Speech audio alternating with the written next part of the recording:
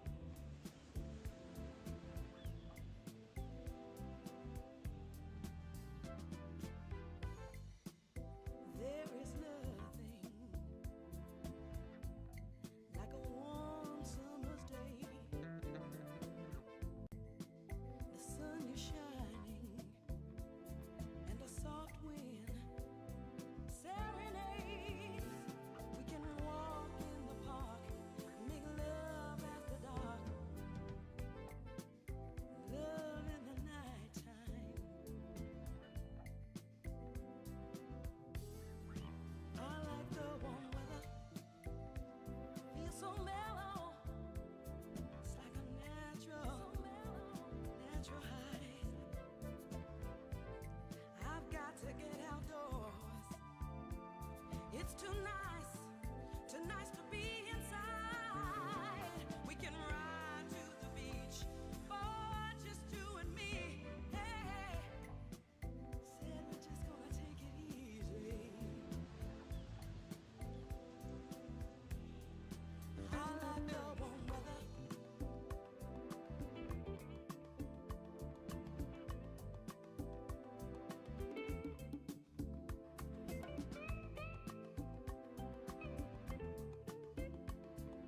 Now we're good.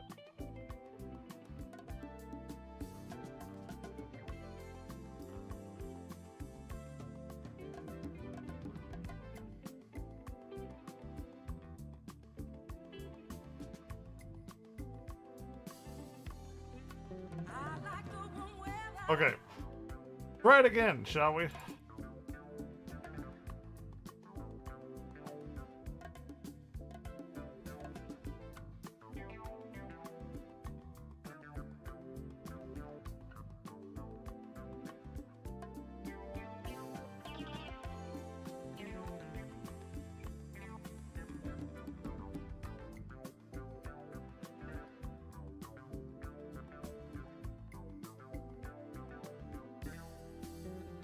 My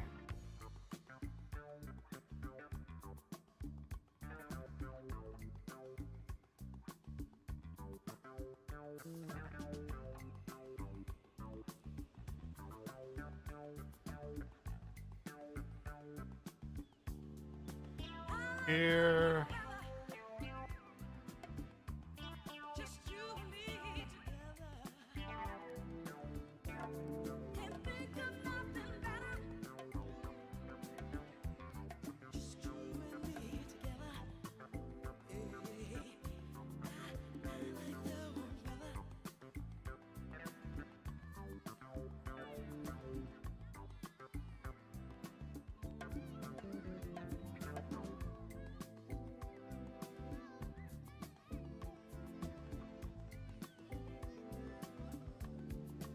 Where's my And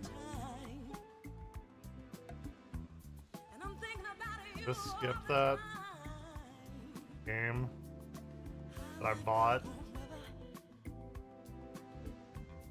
Can't think of nothing better. Hey, just you and me together.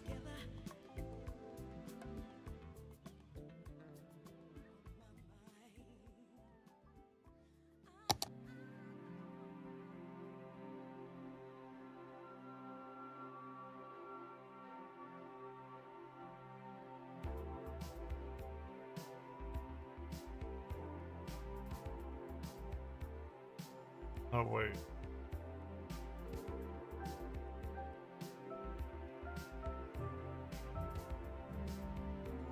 One any. Want to play a new game?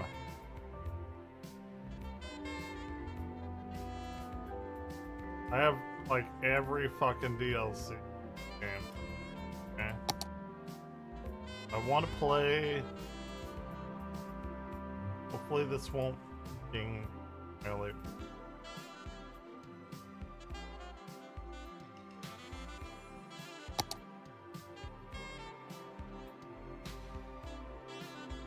We're all having fun.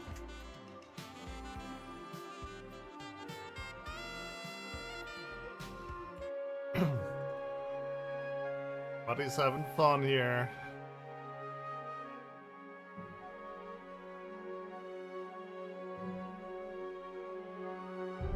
Where I got stuck last time. Don't fuck up this time.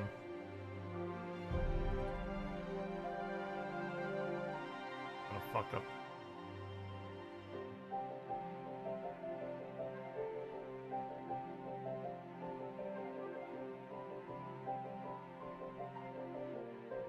Go, little chirper bird, go.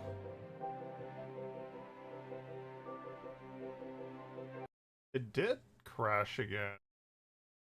Didn't crash everything. Don't understand.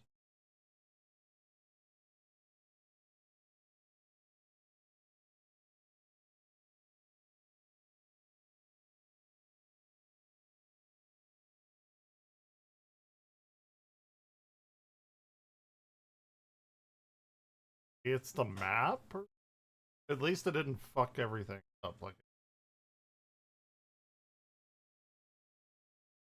um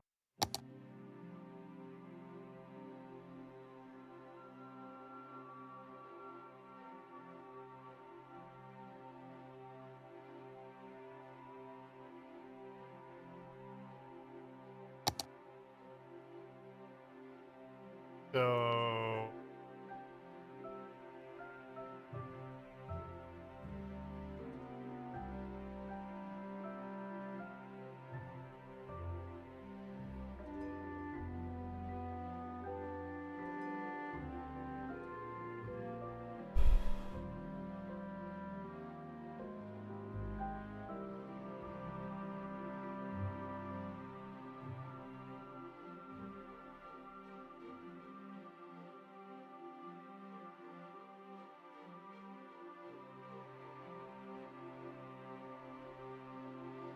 um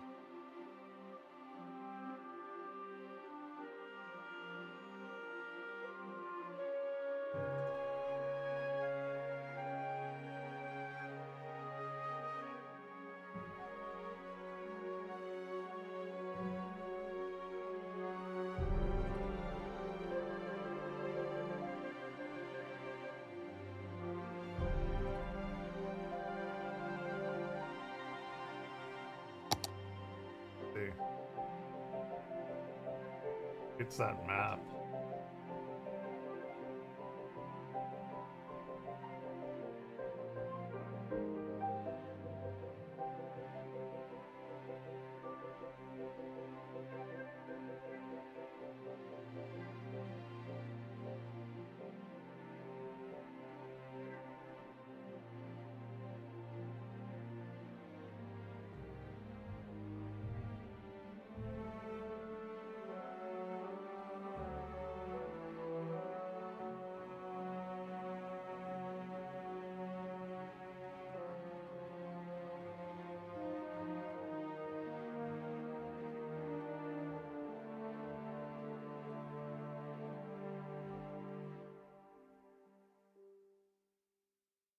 Okay.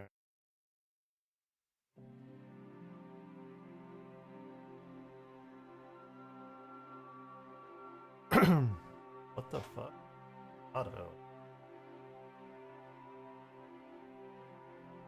Hello? Um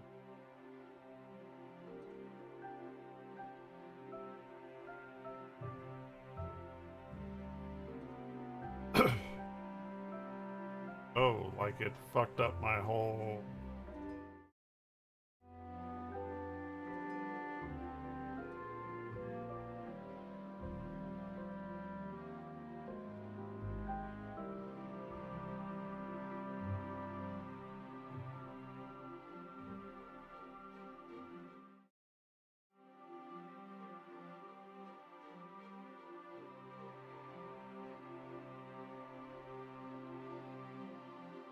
I'm not playing this tonight.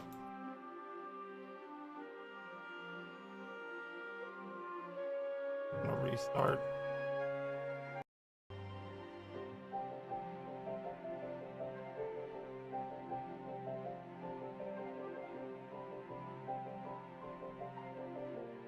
Okay. Weird.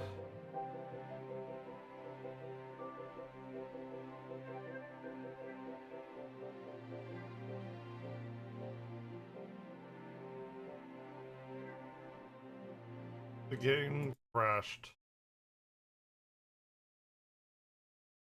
Well, that sucks.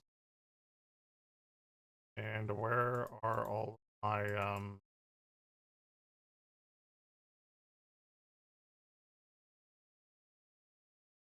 where are all of my icons?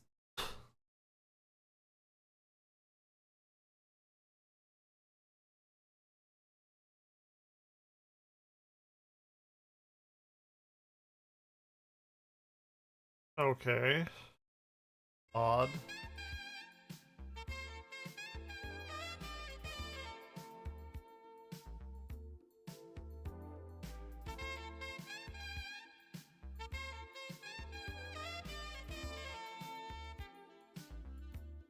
Why are my icons not on my desktop?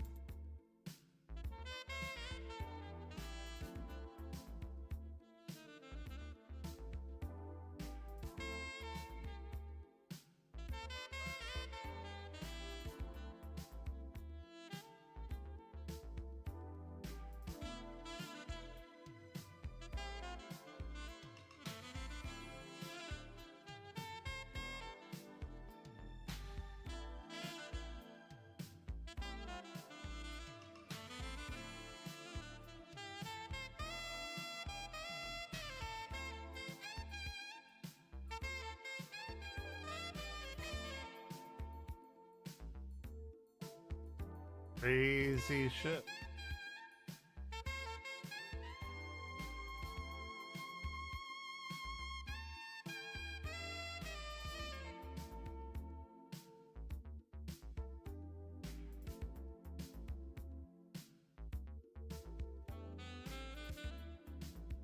Think it's the odds or the DLC that are due.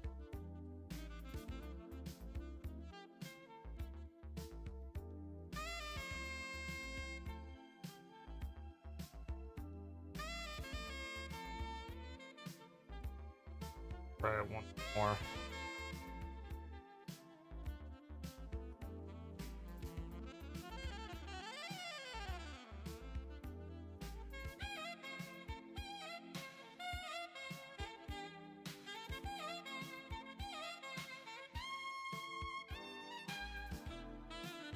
Let's see.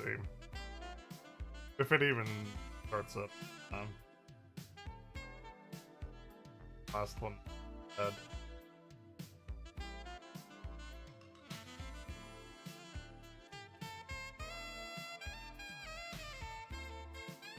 But I have a fuckload of rank.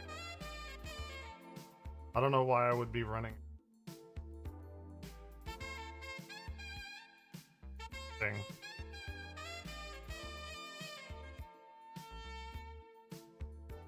I have to workshop that later.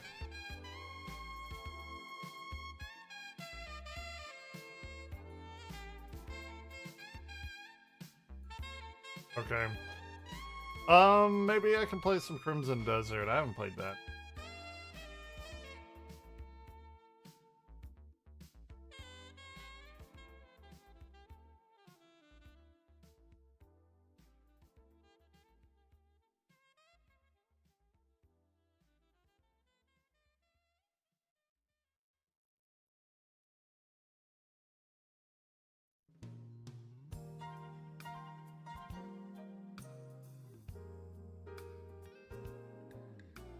They said that they were adding a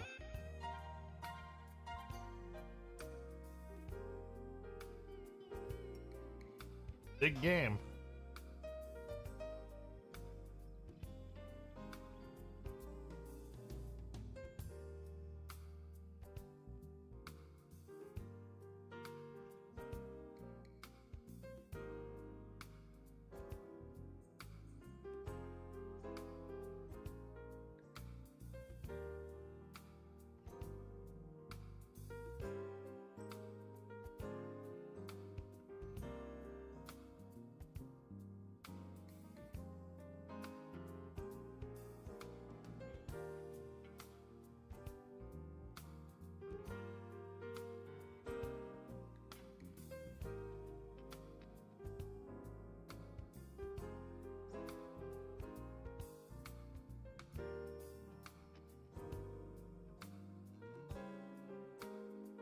I have slept.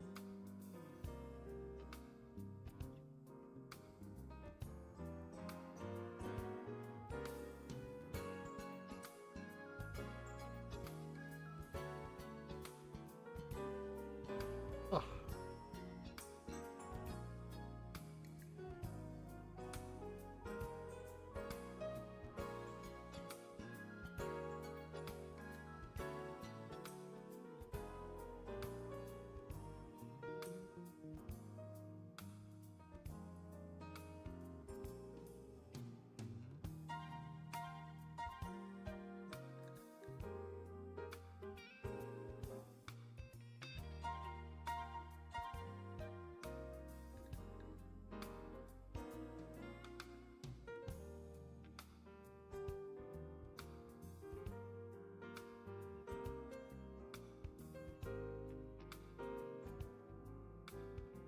Right. It's somewhere in Crimson Desert. The disturbing internet horrors of Texas. Okay, we can watch that. Let's...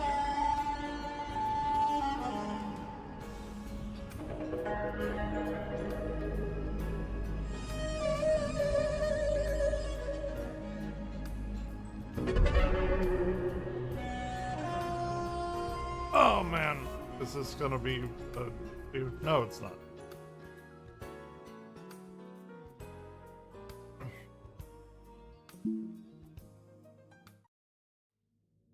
Phantom and Police. It's a Monday morning in April. A small Texas town is still asleep. In a few hours, people will be making coffee, driving to school, going about the ordinary mechanics of an ordinary week. But right now, in the dark, something is happening inside a church on the edge of Midlothian. Something that will consume the town, the internet, remain unsolved for years. A 45-year-old fitness instructor named Missy Bevers is about to arrive for work, and she doesn't know what's waiting for her. Missy Bevers was not a stranger to her community. She was someone people knew really well. Someone they showed up for at 5 in the morning. She was 45 years old, a wife, and a mother of 3 daughters. She lived in Midlothian, Texas, a small city about 25 miles southwest of Dallas. Missy taught fitness classes through a program called Camp Gladiator, an outdoor and indoor boot camp franchise that had exploded in popularity across Texas. And she was enthusiastic about it, and by all accounts, she was exactly the kind of instructor you wanted. She arrived at Creekside Church of Christ in the early mornings of April 18th, 2016. The church had agreed to let her use the space for her class, which was scheduled to begin at 5 a.m. Her job was to come in early, set up, lay out equipment, unlock doors, and get the space ready before her students rolled in. It was a routine that she did many times before. Nothing about that morning should have been different, but it was. When Missy's students arrived at Creekside Church of Christ just after 5 a.m., they expected to find their instructor warming up, maybe with some upbeat music already playing. But instead, they found glass. Broken glass scattered all across the floor, shattered display cases, doors that had clearly been forced or battered. The place looked like something had torn through it. And then, they found Missy. She was inside the church. She'd been badly beaten, bludgeoned, with what investigators would later describe as a tool consistent with a hammer or similar instrument. Her injuries were to her head and chest. The cause of death was rolled blunt force trauma and puncture wounds, and she was pronounced dead at the scene. Midlothian isn't really a big town. It's a place where a murder takes up the front page, stops our conversations, and lands in the lap of every single person that lives there. And this murder, the circumstances, the location, and the sheer brutality of it all shook the community to its core. But luckily, the church had security cameras. The cameras captured an individual inside the church approximately 3:47 a.m. and 4:21 a.m., well before Missy arrived, and hours before her students showed up. The figure is dressed in full tactical gear. The person is wearing a black tactical helmet. They have on a heavy armored vest, and across the chest of the vest In bold letters, it reads police. They're wearing black gloves, dark pants, and heavy tactical boots. And in their hand, at various points in the footage, it appears to be a hammer. The intruder walks through the hallway to the church slowly. The phantom smashes glass display cases, searching for something, or simply just trying to cause damage. He tries multiple doors, testing which ones are locked and which aren't. But what makes the footage so deeply unsettling is the intruder moves strangely. There's an instinctive, unusual gait, kind of like a waddling or limping motion, that observers have described as pigeon-toed, like his feet were turned inward slightly, or the person's working with some kind of physical constraint or injury. Their motion is calm, unhurried, and very casual. And at several points in the footage, the person in the footage appears to look directly at or toward the security cameras. The glances being intentional or not, and it makes it one of the most chilling details from the footage. The police released footage to the public just days after the murder. They were desperate for leads, and the footage went viral almost instantly.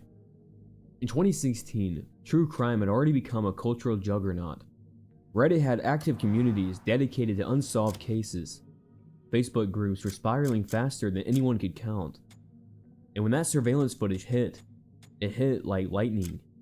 Within days, Facebook groups with tens of thousands of members analyzing the footage frame by frame, Reddit threads dissecting every detail, and people were even tagging strangers, naming suspects publicly, digging through the backgrounds of anyone connected to Missy Bevers. With absolutely zero legal authority, this actually created a serious problem for the actual investigation. The police found themselves trying to chase down hundreds of tips. Some were a little bit credible, but the most were widely off base. And it was actively harmful to the innocent people who had been falsely accused. But one of the most significantly early leads caused by this public frenzy was centered on someone very close to Missy, her husband. Missy's husband, Brandon Bevers, was working offshore at the time of the murder at an oil rig in the Gulf of Mexico, which is a very solid alibi, geographically speaking. You can't drive back from an offshore rig to Texas at the middle of the night and make it back before anyone actually notices. So he was never arrested or charged with any connection with her death.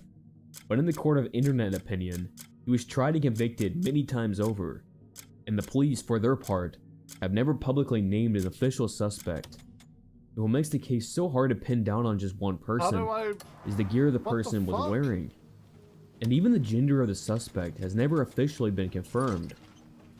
The person's build is obscured by the bulky gear, making it either a male or a female suspect. How do...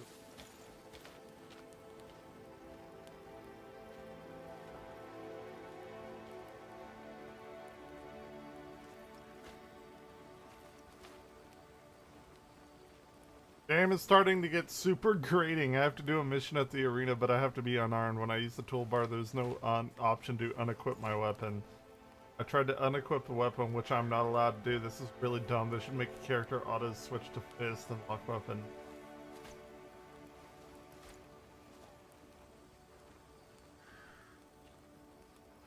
Wait, what the fuck?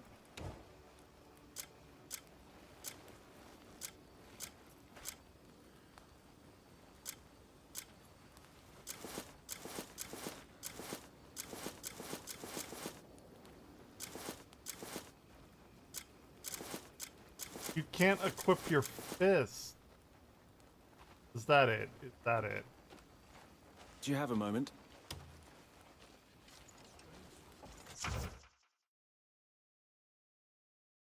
Okay. Okay. And I think it really comes down to actually the footage. In many unsolved murders, it's because there's a lack of information, no footage. But in this one, you could see the person. You could watch them walk, swing their hammer, watch them glance toward the camera. And yet, you can't identify them. The face is hidden. The motive is hidden, but their presence isn't. Participate. And still, even today, the case still remains unsolved. That figure in the tactical gear has never been brought to Why not have justice. 30 money? And what's scary to think is somewhere They still exist. They went home. They had lived their life, knowing what they did with no consequences. No weapons, no excuses. Bare fists.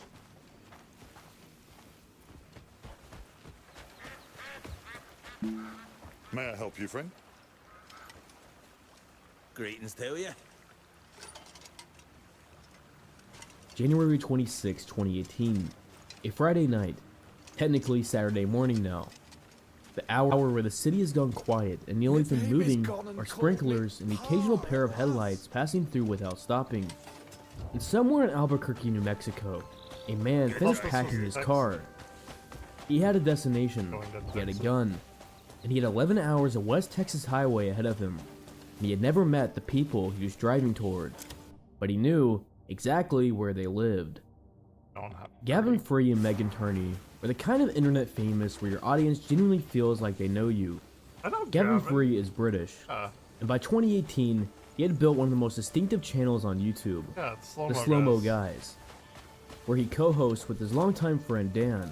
I know They Gavin. take high-speed cameras and turns the mundane into Imagine extraordinary, popping balloons, paint exploding, things in extreme slow motion, Not like with millions I of know fans him, and many know him. people watching daily. Explain But Gavin yourself. was also the core personality at Rooster Teeth, an Austin-based production company.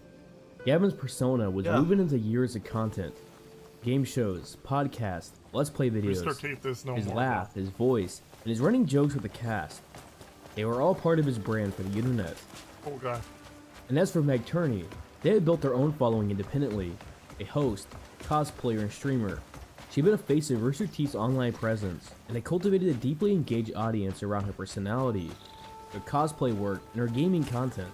She was funny, personable, and genuinely connected with the people who followed her. And together, they were a couple. And like a lot of creators in their Didn't know era, they were a couple. they let their audience in on that. Maybe I did. Glimpses of their life together, and the general impression that if you followed them both, you knew something about who they really were when the cameras weren't actually running. Christopher I gotta Eric find Giles, in 26 years old from Albuquerque, New person Mexico. assaulted. Albuquerque to Austin is roughly 11 hours by car depending on route, It's somewhere very between long. 850 and 900 miles, through West Texas, through nothing, West Texas through the is a long bunch of flat dark of the I-10 fucking corridor. nothing. It's a drive that takes most of a day, or most of a night, and on January 25th, 2018, Christopher made Yeah, I that know. drive. We watched With it him, live. he had a 45 caliber handgun, Yeah, we watched it and live. he had a destination. Giles was described as being single, lonely, my and cap disturbed. And those descriptions proved to be accurate when you look at Big Giles' thing. phone, It was fun. the notes, Fun the time. entries, and a private archive of a strange fixation. It paints something more specific than just disturbed. He had hundreds of notes about Meg Turney, a sustained, detailed, one-sided emotional relationship with a woman he had never met, and a woman that never knew he even existed. And he also had notes about Gavin. One of them Oh, read, yeah. I want Gavin Free to die alone, with no children. What's strange about this is that this isn't even just a random comment on a random online weird. forum. This was something Giles wrote down and kept with him. It was cool. A private It was, statement of intent that lived in in his the phone afternoon. alongside his feelings about Meg. The two sides of the same obsession. He wanted her, and he hated the man she was with.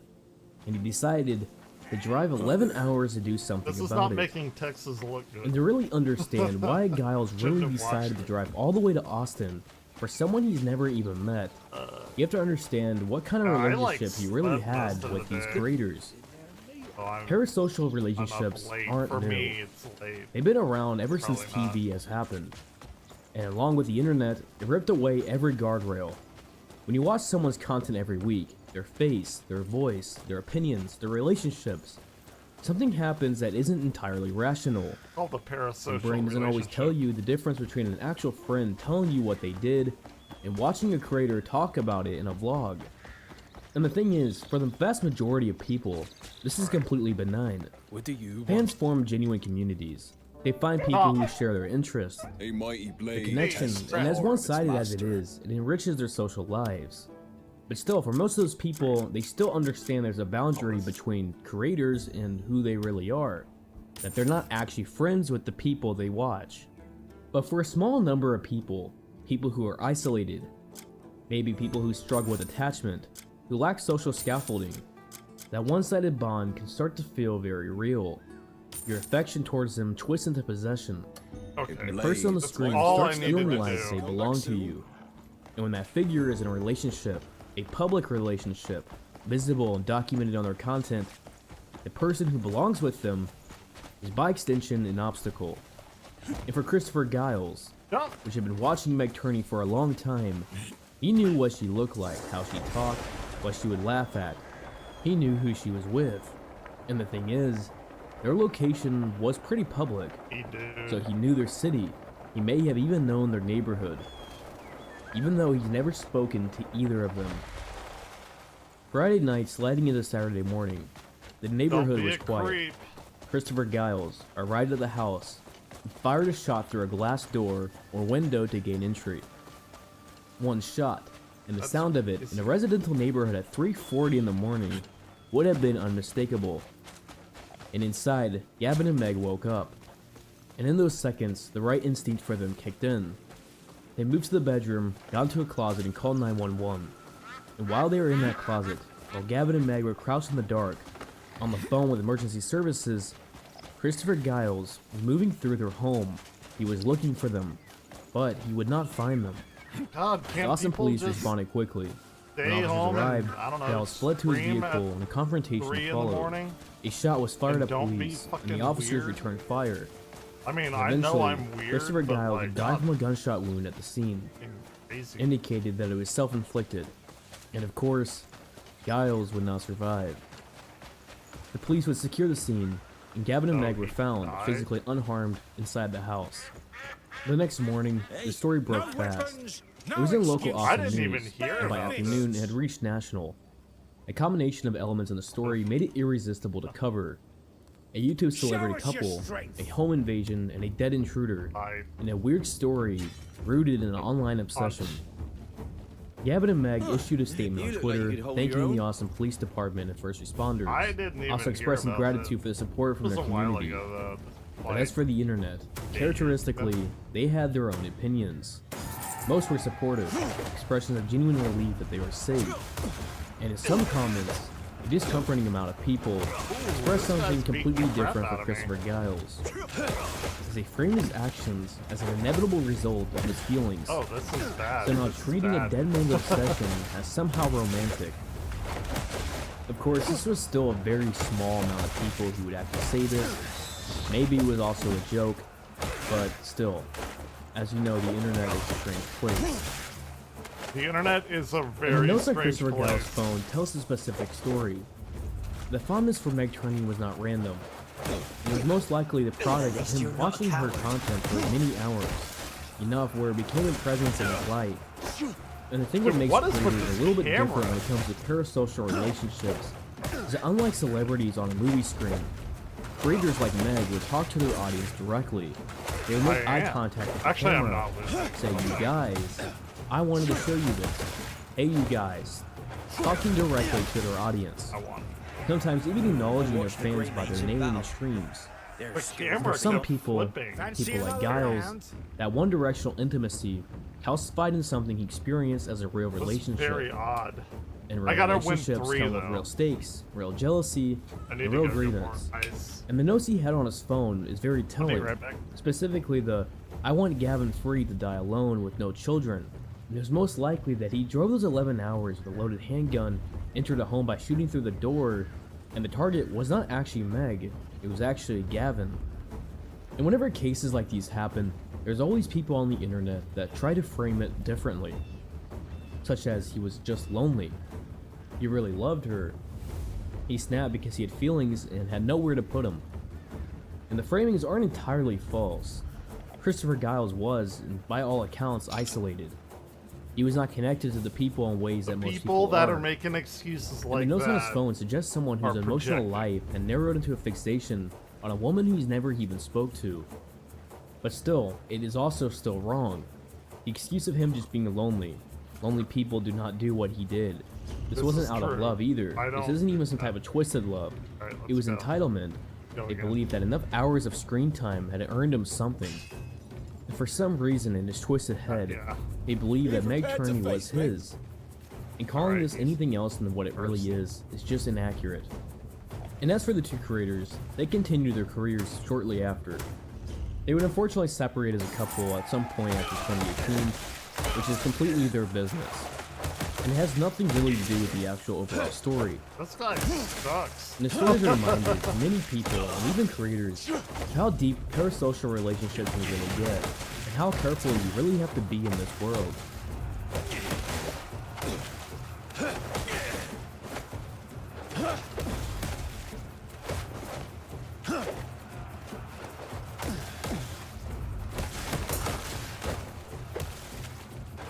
What is with the camera here? It's like trying to be like a fighting game. It's a Thursday night in April. Wharton, Texas. Population just under 9,000. Never heard A of small city in the coastal plains southwest of Houston. Oh, The Wharton County Youth Fair has been running for decades, with livestock Once competitions, carnival rides, funnel cake, the whole tradition. Dude, funnel cakes But are tonight, so good. the main I'm actually attraction kinda is the hungry. bulls. You look The like Extreme you'd hold Bulls your own. event draws serious crowds. I The don't- animals I weigh don't- close to 2,000 I don't pounds. like rodeos, The riders are bulls, professionals. stuff. I Some don't of the like most how they physically treat- conditioned athletes in any sport, training for a discipline very that Texan demands of 6 me, years but- of muscle memory to survive just 8 seconds. The stands are full. Families are in the bleachers. Kids are up Dude, past what their the bedtimes. fuck? And one of the That riders sucks. scheduled to compete that night drove here all the way from Wyoming. His name, Dylan Grant. He's 24 years old. Somewhere in the crowd, Oh, I can block. people who love him are watching. Bull riding usually doesn't find you. You usually find it yourself. It starts usually at a Yeah, young age. kill him. Maybe Kill when him. you're experiencing Beat the shit out rodeos of him. yourself as a kid. And for Dylan Grant, the image never faded. Grant grew up in Wyoming, a state where rodeo is less of a sport and more of a culture inheritance. The wide open country, the livestock culture, and the deep roots in Western tradition. It all shapes you, and for Dylan, what it shaped was a bull rider. And he was actually good early. Good enough to pursue it seriously. In 2018, at just 18 years old, he passed his PRCA permit, Professional Rodeo Cowboys Association credential, the entry point into professional competition, the point where riding stops being a passion and starts to look Ooh, more I like don't an know. actual career path. And getting that permit at just 18 tells you something. The organization handing them out isn't doing it as participation trophies. You've had to demonstrate skill, commitment, and the physical capability to compete at a professional level. And Dylan Grant had all three. Over the years that followed, he worked the circuit, event after event, town after town, Ready for an whatever unglamorous middle distance of a professional rodeo career, where the prize money is very modest. The travel That was is relentless. But by April 2025, he had been doing this for nearly 7 years. No, I'm He was good, at the I'm stage good, of a I'm bull good. rider's career enjoyed where the work has paid off enough to keep going. He wasn't a household name in No any weapons, regard, no but he was the kind of rider that other riders Bare knew. fists. The kind of competitor who would always be back at your event in the following year, who you would see in the next rodeo. The Extreme Bulls format Good, that more is than part of the covers the broader losses. professional bull riding ecosystem. We'll release your friend. These were high energy Oh my God, events, awesome. often attached to We got story shit here. It's about fucking time. Oh yeah. What? You looking to be made a eunuch? Fuck's sake, you mad bastard. Shut it and walk. Why? I did nothing wrong. I'll take him with me. Aye, he's Oh all right, yours. the guy. I haven't played this So in a few why days. exactly Like did a you week cause a scene actually. in the arena? Solomon's low He swinging sack. he got That match made belligerent. me want to gouge my poor fucking eyes out. Yeah, we had to go rescue What's him. keeping you? Okay. county fairs and regional rodeos that run multiple rounds over a few What's nights. keeping you? And the animals on these circuits aren't beginners. These are bull contractors, Slow companies feet, and individuals who stiff breed, stances. train, and solid supply bastards bucking like bulls drunk goats that have spent fighting. years developing animals that Couldn't are stand just powerful, sitting there. unpredictable, It's worth a bit of and friendly genuinely advice. difficult to ride. The best bulls become well known within the sport. They have names, they have records, And you know what? and riders have to Cunts study told me them. to get in the ring And the Bull myself if I Dylan was so Grant clever. group for a second round competition Fuck it. was named Give 'em commander. what they asked for, In right? bull riding, the draw matters enormously. Those There two is no cunts choosing then your team animal. Up against me. You get what you Coward get, bastards. and you have to prepare So I accordingly. cracked their skulls. You have to watch And suddenly, footage of the bull I've if it got the arena's exists, private guard talking to the coming after riders me. who've been on it before. So I handled You have to them too. adjust your I- approach I'm based not on a the big animal's known fan of tendencies, rodeo. direction of spin, the way it drops its head. The crowd Leader loved it has a every minute certain of it. move when it comes out the chute. Better than the rubbish And they were watching Commander, before. that was the draw. I And practically on that night of sacrificed April myself 3rd, for their 2025, entertainment. Dylan Grant climbed And onto instead of him, thanking me, wrapped his they rope, stuffed me in a cage barely set his fit for a grip, fucking dog. nodded his head, and the If gate you're gonna opened. build a cell, To at least receive make it big enough score, to lie down you have to in, stay on eh? for 8 seconds. Measure from the moment the Actually, well, animal think leaves the about it. chute Maybe I should go to back receive and the finish the score. job. 8 seconds, Maybe we during should've which a left you there a bit 2,000-pound longer. animal is doing everything in its power to remove you. Most rides end before that. The bull wins more often than not. A buck off usually isn't failure. It's the expected outcome against the toughest animals. And what matters is how you fall, hey, how you let's land, piss off and where you this can move fast enough once you've hit the giant dirt. animal. And sometimes you always can't. For fun? I Dylan don't Grant know. I don't came get out it. the chute very fast. He was quickly bucked off Commander during a second round ride. After Grant hit the ground, Commander, as Bull's will, Guess I don't continued moving, understand. and he came down on the rider. And the impact was to his head and his neck area.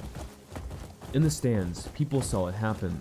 The community members who've been watching rodeos their whole lives Maybe don't knew what a fucking bad piss fall off looked like. bulls. could see that this was something the fuck is worse. restraint? Bullfighters, Bloody the hell. professionals whose My entire old body job is to aches. put themselves between a downed rider and an animal, moved immediately. Fucking knackered. Radio medical Oh, personnel were on the shit. ground within I just gotta go seconds. see Naira. Dylan Grant was reached, he was gonna shut stabilized, her up good an this ambulance time. was on Sorry, I site, don't. and then a helicopter how was she is. called. I don't Starts have back in The any airlift like, from Wharton to Houston takes roughly 30 minutes heard by about helicopter, this. depending on sympathy conditions. for these people. That's Wet 30 ass minutes which the medical nobleman. team in the air is working. She kept The family bragging on at me waiting. she could beat me with The her people eyes still at the closed. fairgrounds are standing in the dark trying to understand what I just was all happened. set to make her eat a big slice Dylan of Grant her would raw arrive at the pie. hospital that night, but he would not survive his injuries. I'm He's pronounced okay dead with at the that. hospital. I am. Hey, why Just don't you go? 24 years Kick old. her ass. I'm sure Naira's The tributes that already- followed were immediate and sincere. Social media feeds in the rodeo world You're were filled with pissing photos of off Dylan a competing, bull. with memories from fellow riders. He died doing what he loved. That phrase appeared in tribute after tribute, and it wasn't just- wrong. Dylan Grant genuinely loved this. 7 years of his life, it was his whole adult identity. It was the circuit where he belonged. Bull riding is, by almost any metric, the most dangerous 8 seconds in any sport. The numbers behind bull riding injuries are sobering. Concussions, broken bones, dislocated joints, internal injuries. Just These are don't not rare do it. outcomes. They're very regular Right? occurrences on the circuit. Don't Most professional do it. bull riders carry injury What are we histories talking about? that would sideline athletes in any other sport permanently. Ryan. And fatalities, while not super common, are not unheard of. The sport has a lot of protective equipment over the past 2 decades, but there's no equipment that fully protects a human body from a direct impact by an animal of a bull's size and weight. The bullfighting protocols, the rodeo clowns, and bullfighters whose job has evolved far beyond entertainment into genuine athletic protection are more sophisticated than they've ever been. Reaction times that have been turn on the improved, lights? their training has been improved, but still, riders can still die. And the question the sport keeps wrestling with, sometimes out loud, but usually in private, is simple. When does the risk become too much? Dylan Grant had been doing this since he was a teenager, and by the time he went to Wharton, it had been almost a third of his life. The circuit was his world. The animals, the events, and other riders, that was his home. He knew the risk. Every rider knows the risk. But the knowledge doesn't make the grief any simpler. If anything, it makes it more complicated, because I the choice was disagree. real, and so was the outcome. I don't know. I don't know. Something I don't understand.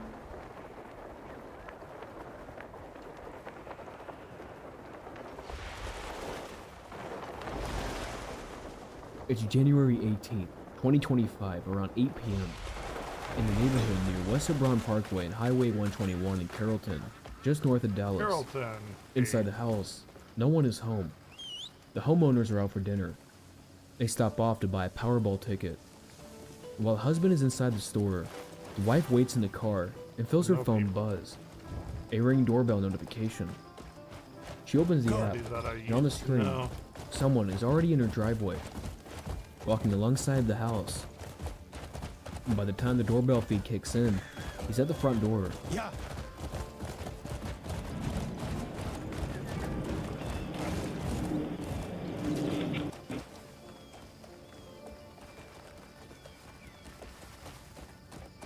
Hiya.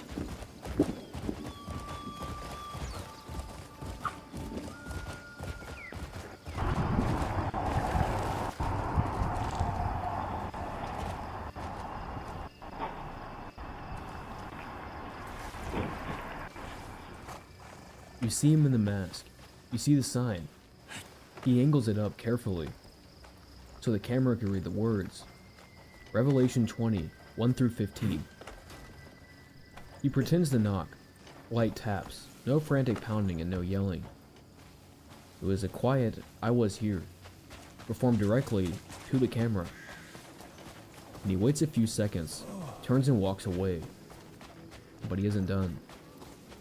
On another camera overlooking the back driveway, the same figure appears again, Excuse me if you got a moment. standing there with the same sign, like he's making sure every angle of this house has to see him. What By the is- time the homeowner processes what she's watching, he's gone. The verse on the man's sign isn't oh, he's gonna... random. Revelation 20, 1 through 15 is a block of text about final judgment. It talks about an angel chaining Satan, a 1,000-year reign, and then Satan being released again to deceive the nations before a final battle. And at the end of the passage, the dead are judged according to their works. And anyone not found in the book of life is thrown into a lake of fire.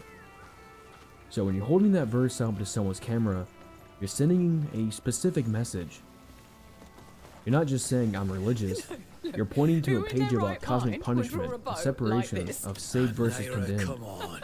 So that raises the question You if, just- is this a threat? I couldn't even do it if I The tried. homeowner doesn't know, It was neighbors Why don't does a know. man hit himself All they in the have face is an with his image. own arrow? A horn-red face, Truly an a art cardboard form. Bible verse, 8 p.m. on a quiet Saturday. What's happening here? Help me out here, Cliff. What are they doing here? Get a load of this. There was an archery contest at Lioncrest Manor yesterday, Uh-huh. and Dwayne gave everyone a proper show. He smacked himself with his own arrow. How is that even possible? That's enough, Naira. And you botched our last hunt too? She's been at this all day. It was a Andrew. blustery day, though, What right? a fucking stupid name that is. Yeah, it Who would might have a be. name like that? Truly miraculous. Everyone looses the same arrows. Yet only your shots sail off like leaves in a gale. I like One might Myra get round the wind to your bowstring. taking the piss out of That's all of them. enough. I'll win next time, you'll see. Aye, leave it be. Bold words. Sure you can back them? Myra's taking the course. piss out of him. Cliff, they're coming too. What am I doing? Oh, mama. Aye, that's my witness. I... I'll put an end to that tongue wagging. Just don't let them see you crying when you lose.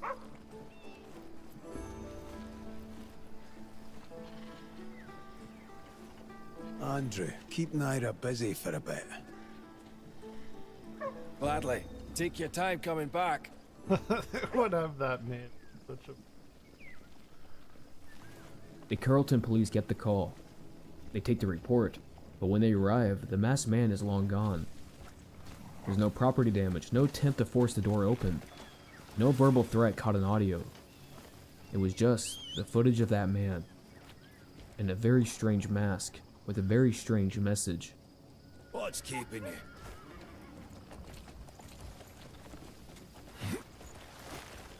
Ooh, that's interesting.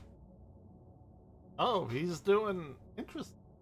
A whole kind of thing going on here. Grab to question.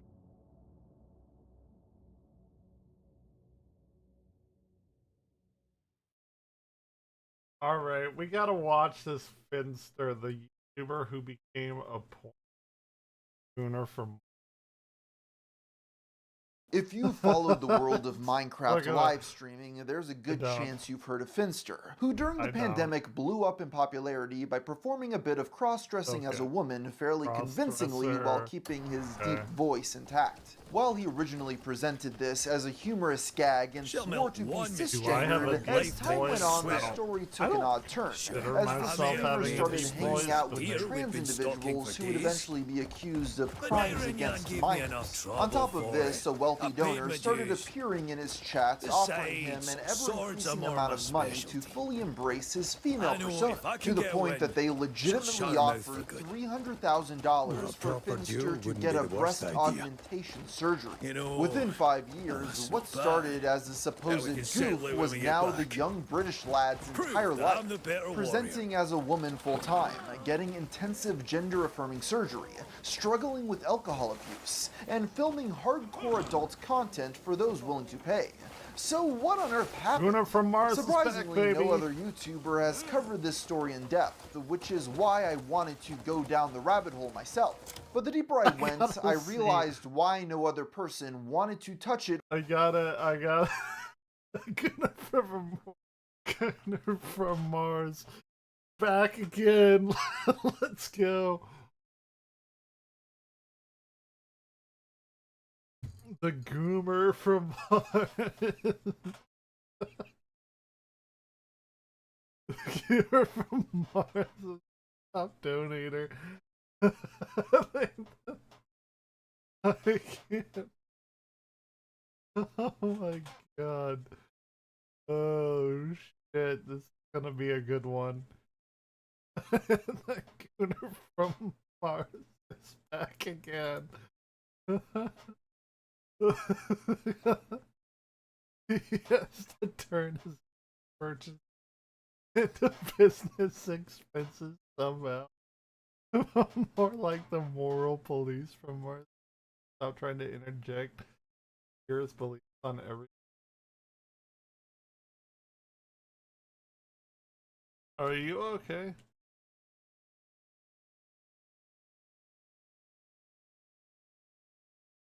Don't seem okay.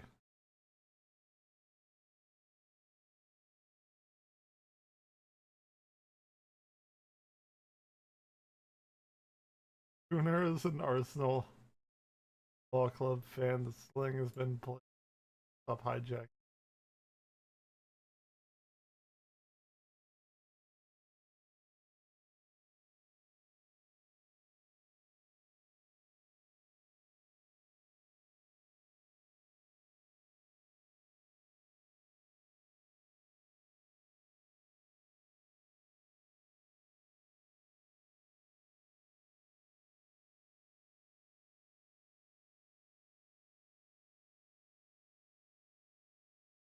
God, these people are so. Okay, let's get back to it. with a 10-foot pole. So because of that, I need to start this video with a disclaimer. I Okay. want to let it be known that the video today is not a cultural critique on the greater trans community, but rather the story of one person. I understand that this upload will be controversial She's always regardless been like of how this. I preface it, but I still She's feel just it's an like interesting that. tale that has Who a right else to would be put told. with her boss? So with that out of the way, let's first. begin. All I tales need have to a know right about to be it. told, Jude even if they're Howard not on This is where April you 21st, come in, 2000. The earliest got to win traces this of for Howarth me. Online are fittingly in Just this Minecraft, once, eh? although You're the best not on his archer own of any account. of us. All the way back in 2014, So when he was that's a what this is teenager, about. Jude and a friend named Miles created a YouTube channel together called Miles C Gaming. It was initially a place to show off different redstone contraptions they built on player versus player faction servers, set to music by the rapper Chief Keef. Other videos attempted to expose hackers they encountered, despite Jude admitting they had also been banned for hacking themselves. We'll speak with that MCR servant. Ireland was an Enjoy alt the of mine contest. because we played on a server Make that sure you my win main and got put Naira banned in on. it, please. So we had, yeah. They eventually created a I'll buy faction you a called round for the Wings of trouble. Jesus with a handful of other buddies over Skype. These types of servers encouraged players to raid each other's bases, with one such occurrence being Finster's first appearance online. It's worth noting the Finster account didn't originally belong to Jude, instead being owned by their friend Finn, hence the name. Howard's original account was FringeBoy99. That was my old account, and I feel like that deserves a video on its own because I've had just as long a lifespan on that account as I have on this one. But when FringeBoy99 got hacked and stolen, he borrowed good Finn's shit. account to keep on playing, only for it to become the basis of his entire online identity. I had a Minecraft account that, I played on for years. My account got hacked. So Miles, my friend, he said, oh, my friend Finn has a Minecraft account with a rank on the server. Do you want to use his for a little bit until you can buy a new one? I go, what's his username? And he goes, it's F1NN5TER. The Finster YouTube channel was created in May of 2015, uploading its first video a month later. The young gamer clearly had a knack for designing rather complicated builds, earning respect among the community. As Jude got better at editing, the channel pivoted to Let's Play style content, with the server Revive PvP sponsoring his series early on. This consistency, alongside a good sense of humor, helped Finster reach 5,000 subscribers by January 2016. It wasn't limited to just Minecraft either, with Call of Duty and drunk CSGO videos. But uploads slowed down that fall as the teen began studying for university admission. One of the main servers he played on was Brutal Factions, who gave Finn partial ownership for promoting. This arrangement meant every month he'd get paid a percentage of their donations. However, these stopped over time, and the owner ultimately scammed him by filing chargebacks over PayPal. Given Finster was still a broke teenager, this understandably caused a lot of stress. He wasn't the only victim either, with another YouTuber roped into the scheme. Their only recourse was in a call-out video that November outlining the betrayal by a former friend. I talked to him for a while before and he seemed perfectly fine. It's just that, yeah, people can turn, you know? People have a dark side sometimes and they decide they don't like you. On the bright side, Jude's schoolwork had eased up and he could now upload at a regular schedule. Over the next 5 months, he posted over 60 videos, with the most successful being a new series called Factions 101. These uploads regularly passed 30,000 views, and by April of 2017, he amassed 10,000 subscribers. This had been his initial goal since starting the channel, and to celebrate, he did a face reveal, beginning with a fake-out using a Guy Fawkes mask. I'm nowhere near as comfortable as I should be recording with a face. I was trying to do face cam for a while, but then I never ended up doing it, probably because it's a bit weird to have the camera pointed straight at your face. Recorded using his girlfriend's mom's camera, it showcased a new 2,000-pound setup. Evidently, this milestone led him to invest in his aspirations to become a full-time YouTuber, one that eventually paid off. But until then, he continued to promote servers, with one derided for being pay-to-win, and recorded his various exploits on them. The appeal was a mix of both his personality-driven editing and in-game skill, with old friends like Sagtot being second mic. Since these were public servers, fans could log on and play alongside them, often trying to attack their bases to no avail. I don't really want you guys to buy me things, because capes cost money. They're like $5, are they? I don't know, it's just, it's money. I don't really want you guys to send me money, so to send me things worth money, so don't be going all sugar daddy on me. This is also about when Finster cross-dressed for the first time. As per Jude's recollection, they never had anything in childhood for it. But during the UK equivalent of their high school years, that's a lot of people might cross-dressing thing. Finn tells me I heard a lot of experiences I was able to figure out faster than normal. Never had anything in childhood for it, but streams. During streams, it took 2 years or something, which is pretty quick for most people to go from. Never had anything in childhood for it. But during the UK equivalent of their high school years, he became that one kid when you're 15 that popular girls wanted to put makeup on. You know, when you were getting dolled up by the girls in high school, did that ever lead to some action on your part? Well, okay. I dated a girl that was big on that for like a couple weeks, and there was another one that was a little bit. I've gotten better at it. It's surprisingly a good tactic, just in case you guys wanted to buy a wig and a dress. I don't know what's going on in Europe.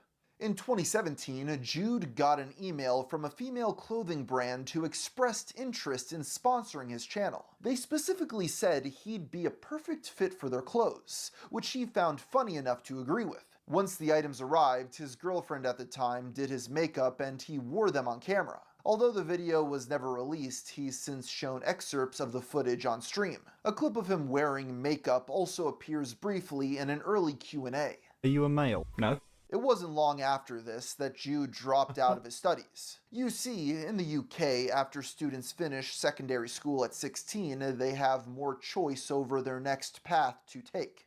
Jude explained that upon reaching 20,000 subscribers, he spoke with a school administrator about leaving. His confidence made the conversation go surprisingly smoothly, and with his parents' permission, he stopped studying to pursue YouTube full-time.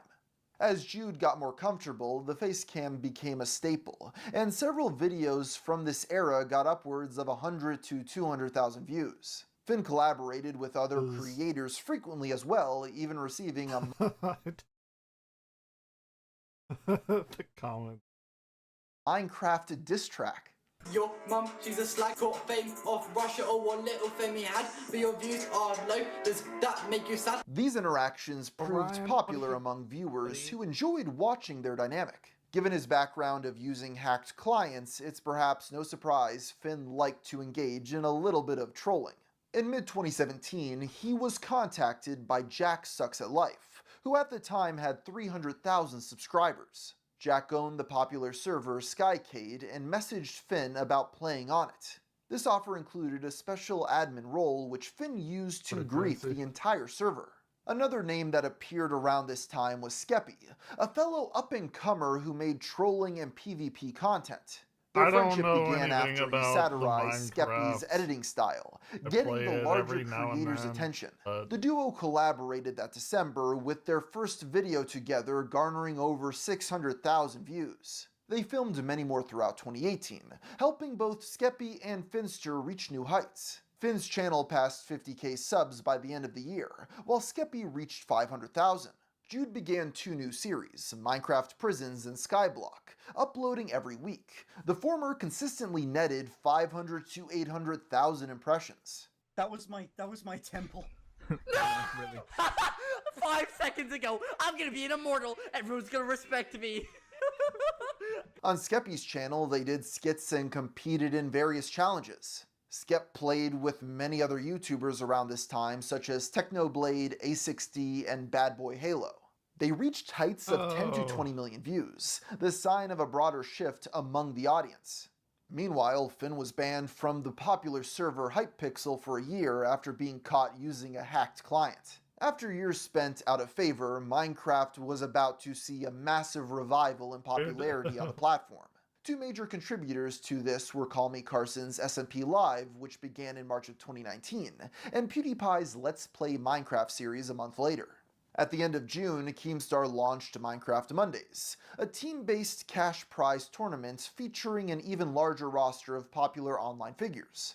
Following SMP Live was SMP Earth. But easily the most explosive was Dream, who initially made it big tracking down the seed to PewDiePie's single-player world. By the end of the year, he'd grown from less than 10,000 subs to over 1 million. During the 2020 lockdowns, when everyone was stuck inside, he launched the Dream SMP to great acclaim. With heavy emphasis on roleplay, it spawned a massive obsessive fandom. These so-called stans led Dream to usurp all who came before him, getting crowned the most popular Minecraft YouTuber of all time.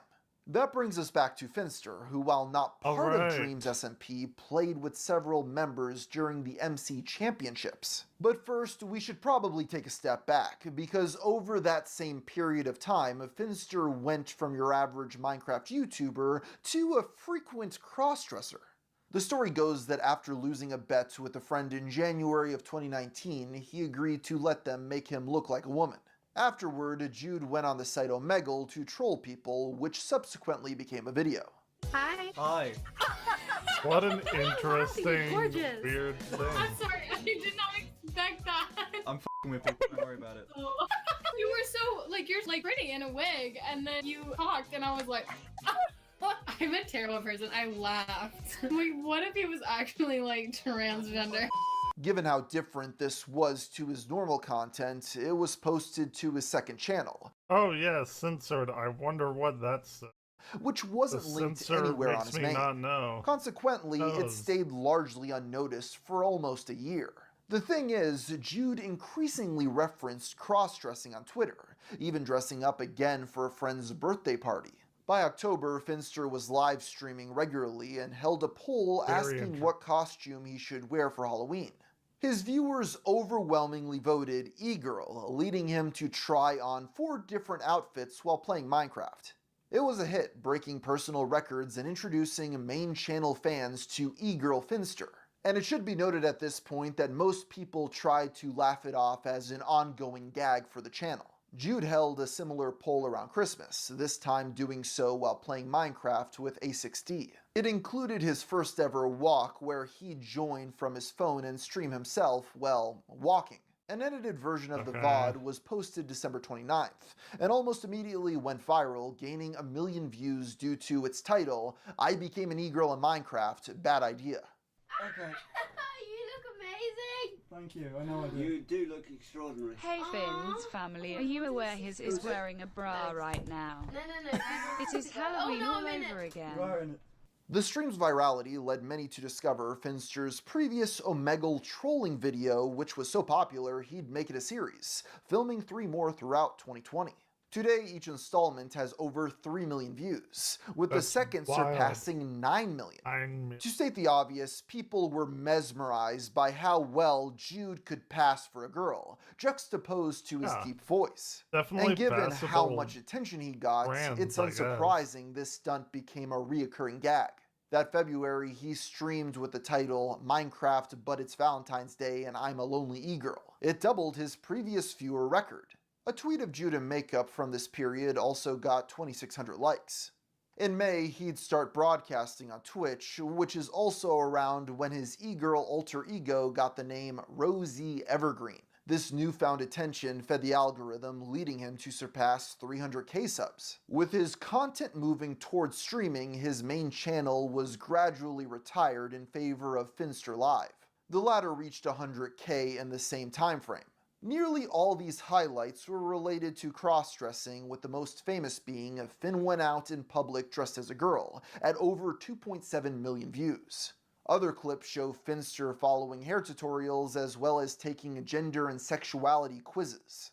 Over the last year, have you had dreams in which you were the opposite gender? No. Never. Dreams? I find that really hard to I've believe. thought about it, but I've never had dreams about it. Alright. Does that, should we say a few times? I don't know. I don't know. Have you had a few times though? I've thought about it while awake, never while I was asleep. For the record, he scored 75% heterosexual, and then on another test, 28% for having gender dysphoria. Oh! Oh shit! One quarter? About a quarter. Holy shit! Oh no! In the same way he started doing the bit as a dare, Jude added a stream goal to dress up as a girl for a week. The first was set at $10,000, with accessories for every 1k each. Finn would achieve 4 of these in a single day, and ended up dressing as a woman for 2 weeks instead. It wasn't long until Jude was being paid to wear bikinis, fake boobs, wax his legs on camera, and dress up as Twitter femboy memes. Okay, what are Falling you down wearing? into the hole. A bikini. You're wearing a bikini? Maybe. Per the official R. Finster wiki, formerly where cleavage was visible, he used a Mrs. Kisses bra to push his fat together and wore a normal bra on top. In other cases, he used silicone breasts bought from Amazon, no particular brand. On some streams, he used double-sided pads to glue them to his chest. This was done by placing the pads further back, therefore enabling more chest fat to be pushed together, giving the illusion of cleavage. For small breasts, it was sometimes just a padded bra without anything inside. I'm trying to envision what the person looked like who wrote this message. Anyway, during this era, many of the people he brought on stream were old friends from high school, including the very same girls who would first do his makeup back in the day. Ever since I was in high school, there was always like girls trying to put makeup on me and she's the girls. It's the girls. These streams proved so popular that he eventually made a new goal called Girl Month, set at 15 grand. The name is pretty self-explanatory, although there was one key difference, that he'd continue wearing makeup and dresses is making so much more money than I am. All it kinds of crazy.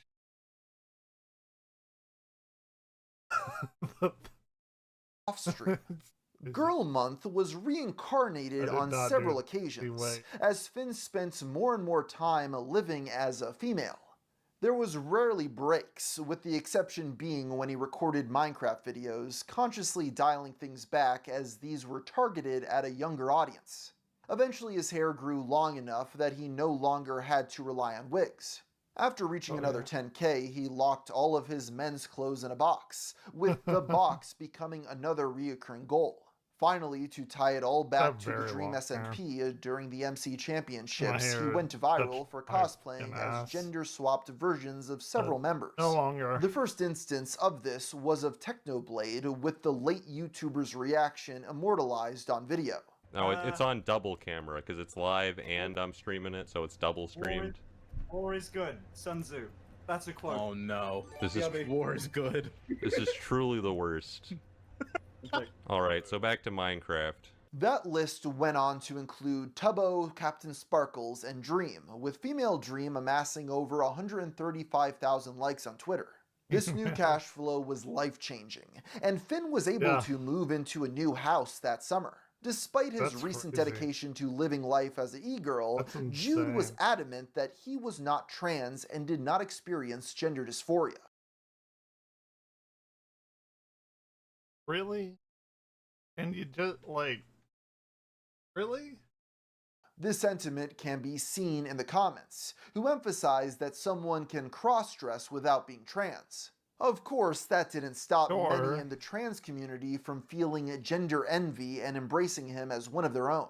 Some simply viewed him as their goal for passing, while others labeled him an egg. For those unaware, the slang egg refers to a trans person who has yet to realize their identity. The extended metaphor likens helping someone realize they're not cis to cracking their egg. I had to go down some weird rabbit holes for researching this video. Yeah, I'm sure you did. Whether or not this applied to Finster would be a constant point of contention moving forward, as many felt it simply wasn't the public's place to make that decision. As for Minecraft, in July of 2020, Finster, Skeppy, and 3 other creators formed a group called iDots, starting their own SMP. It only lasted 3 months, as after one member left in October, the rest followed suit. All videos on the iDots channel have since been deleted, alongside a now deactivated Twitter. No further explanation. I feel like I know about that channel somehow. I don't know why I think I know about it, but I feel like I do. Yeah, weird. I don't know. Was given for its seemingly abrupt ending. Jude was later invited to play on the Epic SMP in January 2021. There he'd cross paths with names like Jay Schlatt, Eddie Burback, Baby No Money, Carl Jacobs, Too Mad, Jaded Animations, and Aaron Hansen. All the stars are here! Despite Norm Macdonald, random Norm Macdonald clip. His stream was now firmly placed in the just chatting section of Twitch as his girl moding completely took over. In 2021, a site was created to track Finn's cross-dressing called Is It Girl Month. With this extremely weird and parasocial archive, we can calculate exactly how many times and for how long Finster lived as the other gender. The first Girl Week took place in August of 2020. A month later, his girlfriend at the time, Meow Rizza, made her debut on stream. She needs HRT now? Maybe. But it's Rose's decision. It's best to not pressure a person into doing it. It might turn them off. Girlfriend. You know, or it might not be healthy for them. The two met in person for the first time on 9/11, and a month later became physically intimate. Yeah, we haven't actually known each other for too long. We met for the first time September 11th, 2020.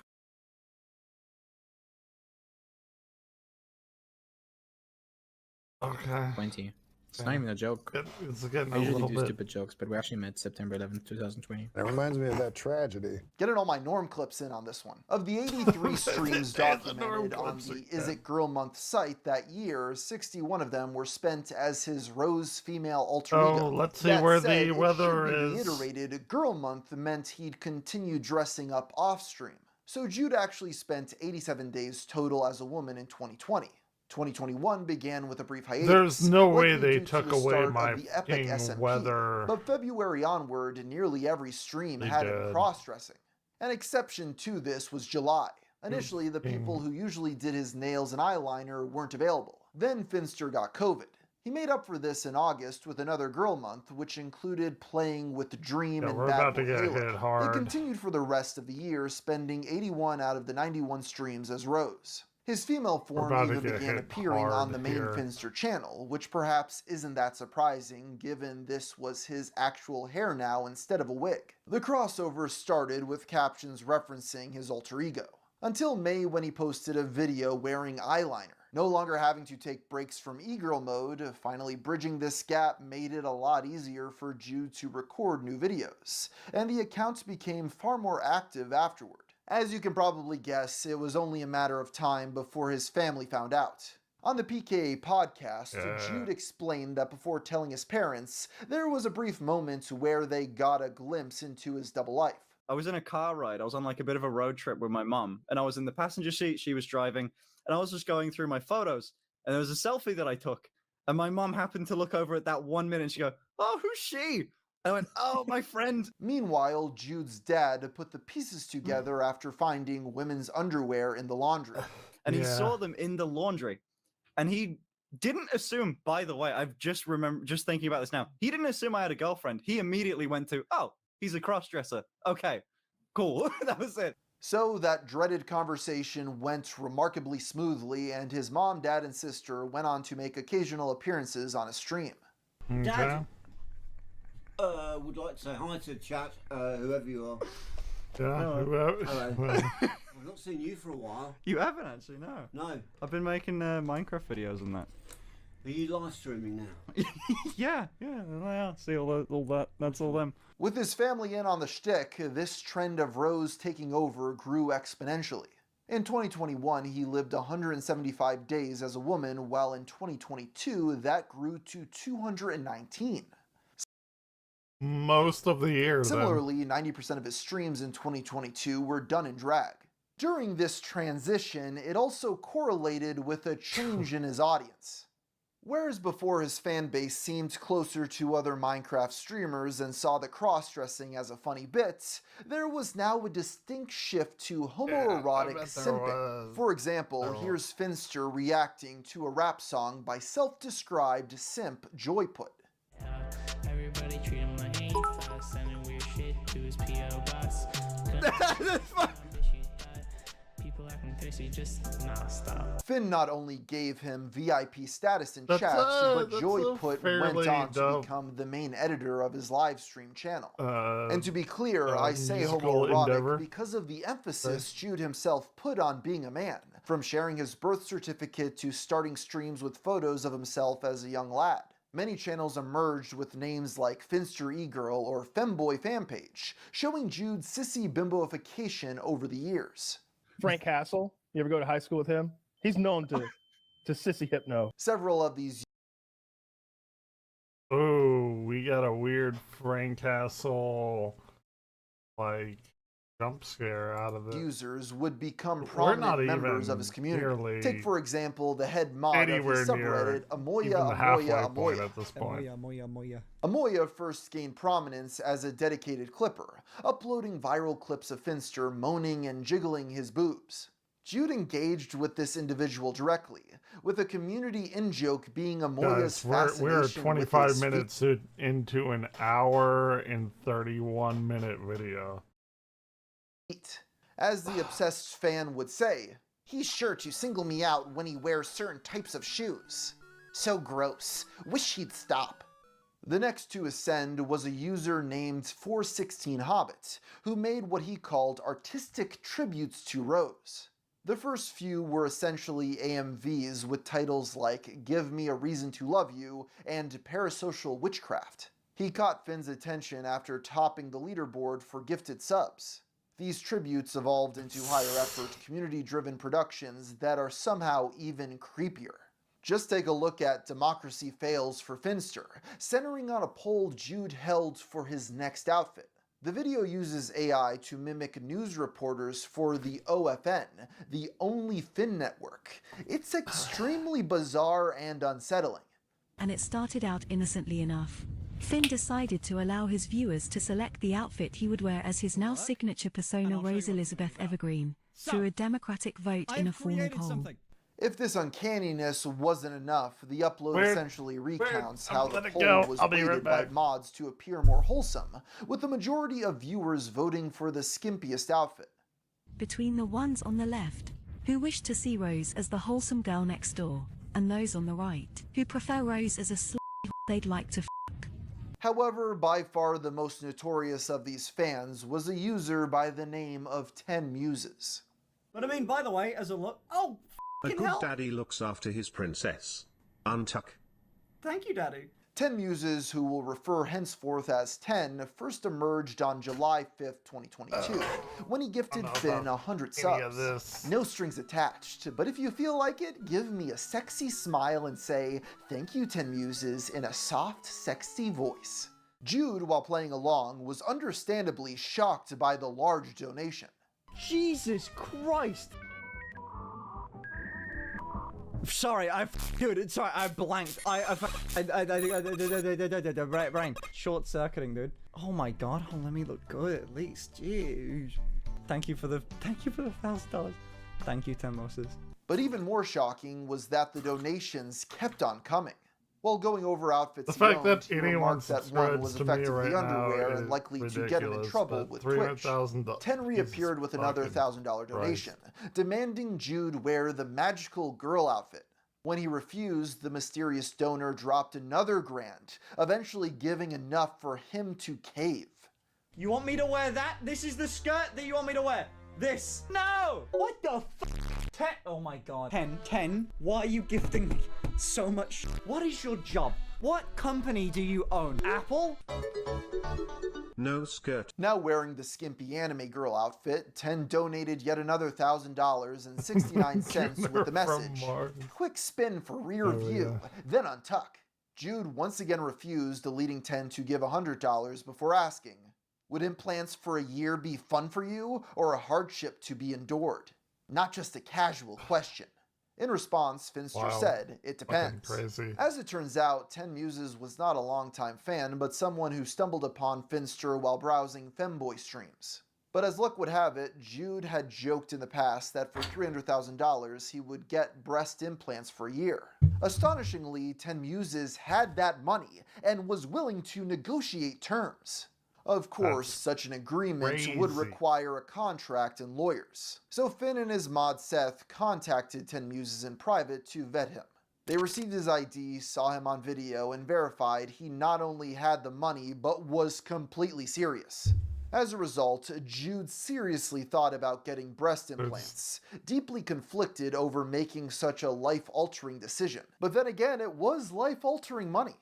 After researching what that process entailed, he ultimately decided against it, realizing it was much more intensive than he expected. Finn, I am proud of you. You made the correct decision. Implants are not a bit for the internet. It's a serious decision. I thought about it, chat. I thought about it. That's the most insane. I spent an... This is the weirdest shit I've ever watched, I think. It's his body, I and he think should on do here, whatever this he is the likes. weirdest shit I've ever Unfortunately, this was far from the end of 10 Muses' reign over the stream. In fact, on July 27th, he made another proposal. This time, he would send $300,000 if Jude perfected his girl voice. Once again, Finn's girl voice had been discussed for years among fans. His inability to talk femininely was a reoccurring gag. He tried to learn several times, even meeting with instructors, but failed as he found it too cringe to practice. But with that amount of cash on the table, Finster agreed, and committed to an arrangement where he'd get $300,000 in exchange for learning how to sound like a girl. This time his instructor was a woman named Kim, who helped trans women with vocal training. Kim does vocal training. She has helped a lot of trans women. And for my purposes, there's quite a lot of overlap. Again, for people that may not know, I'm not trans, but I am trying to learn a girl's They're trans. voice while I look like this. There's overlap. Yeah, the process is cringe, but the results will be based. You might think that with this agreement in place, 10 would be satisfied, but no. Instead, the whale continued donating, showering Jude with attention and crushing any sub or donation goal on stream. He also began sending gifts to Finster's P.O. box, including diamond earrings worth $10,000 and a pink dress reading, "Dad." No. Daddy's Princess. Before long, the two were having back and forths through donations. God damn it, we're not even halfway through this. It gets so much worse. It gets so much worse. Or better, I don't know, depending on your... I suppose. Calling Jude a good girl, while he responded by calling him Daddy. Oh, no. Sorry, I only have eyes for Finn. Thank you, Daddy. Side view, legs crossed. I can't do that. I am incredibly straight. I'm a manly man. I'm a very, very straight, super straight, you could say. Who's a good girl? Hitting... Me, Daddy. I am a good girl. Does my You're princess hitting like her the presents? pussy like Yes, I do, nobody's Daddy. Yes, I business. do. Oh my God, yes, I do. Finn even began wearing a custom pink collar emblazoned with the name Rose. Be still my heart. Have you enjoyed being Daddy's princess tonight? I've enjoyed it very much. Is that a collar? Jesus Christ, it's beefy. Do you feel different? I do a bit. I feel expensive. All of this, mind you, was on a stream where the original intended audience was Minecraft fans who were about the age you'd expect to really like. Oh my God, this is ridiculous. You know, for kids. If all of that wasn't strange enough, 10 also gifted Finn a small pink plastic chair for children. He then donated $69.69 to say, "That is your timeout chair. It is to teach you to be a good girl when you misbehave. Thank me for helping to make you a good girl even better." After this, Finster's roleplay with his sugar daddy frequently involved sitting in the timeout chair. You're misbehaving. Go sit in the chair for a bit. Come back when you're ready to be a good girl. This is genuinely quite uncomfortable. If you promise to be a sweet princess, you can come back. Dude, don't debate yourself. Like, wanna... Dude, like, what is the egg thing? By August, with not those counting people. the 300k agreement, the mysterious 10 muses had donated $7 grand, alongside Crazy. 920 gifted subs, making that public total of $12,184.49. That doesn't even include the gifts such as the jewelry. Jude next hit the goal for laser hair removal, with one fan channel noting his quote-unquote backdoor would be smooth, clean, tight, and fresh. There was an instance where a different user named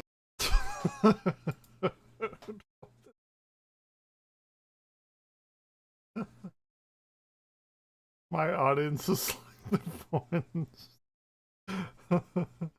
Games are fun, quizzes are not fun, put them together.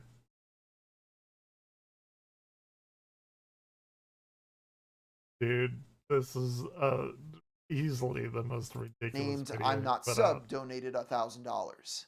10 Muses retaliated by one-upping them with a 5k donation Easily the reading, most. "There can only be one." Jude posted this exchange to his TikTok, remarking, "The sugar daddy wars have begun." Upon learning all this, you might expect Finster's Holy viewers would shit. be weirded out by some random sugar daddy taking over the stream. But through my research, I discovered that Oh, it's, couldn't be further from the RI. truth. His fans were overwhelmingly on 10 Muse's side, encouraging him every step of the way. And that couldn't be any more apparent than when Jude tried to set a hard boundary. On August 21st, 2022, Finster decided to cut him off, restricting his PayPal so that he couldn't donate more than $3 at a time. Jude expressed that after smashing every donation goal, he couldn't keep this going, as otherwise he'd end up having to live as a woman for the rest of his life. Everything that you see that is blue, I have been dressing like a girl 24/7 on these blue days. And recently, the red days are the days off. We stopped doing days off. If I keep letting him hit these donation goals, I am going to be like this for the rest of the year. That's not gonna happen. His chat was immediately flooded with users spamming the hashtag #free10. Unsurprisingly, 10 Muses did not take this well. Through $3 donations, he wrote, "This isn't anywhere close to the same. Change it back now. Daddy is getting angry." I bet some big donations would bring in some viewers. I'm using all of this free time I've got now to plot revenge. You are going to pay, princess. You little brat, I will put you on your knees when I'm back. I would like to remind everyone this was all happening on public social media websites, marked as safe for work and treated as normal, silly content. During the same time, Finn opened another gift from 10, a pink onesie reading, "I'm a good girl." Someone I think follows you me. are forgetting who the dom is here. I think I hold a bit more power as of right now, don't you think, chat? Hey. I sat in the chair too many times. I say, Daddy, I have been called princess too many times to let this go. But just as he was about to open the Yeah, box, we're still containing not at all the of his halfway point. masculine Halfway clothing, point is 10 at Muses about made a new offer, one that the 45 streamer minutes. just couldn't refuse. I'll give you 25,000 to leave that box closed. What? It's completely unboxed. Look. Look, hold on. It's completely open, man. Come on. I was a second away. After some deliberation and 10 pulling a power move by leaving right after to watch a different femboy stream, he gave Finster his terms. Unban me immediately. Box stays closed until I say otherwise. Apologize. Profusely. While sitting in chair. You don't deserve the money after your behavior today. Do the above and I make a 25k donation for transgender equality. Finster agreed, but with one stipulation, that the money wouldn't go to him, but to charity for transgender people. 10 Muses agreed and donated $25,000 to the National Center for Transgender Equality. It's worth noting that in the weeks leading up to this stream, many felt conflicted over how much money Finn was getting, as it could easily be going to better causes. At the time, 10 wrote on Reddit, "That's a hard question to answer publicly without sounding self-aggrandizing.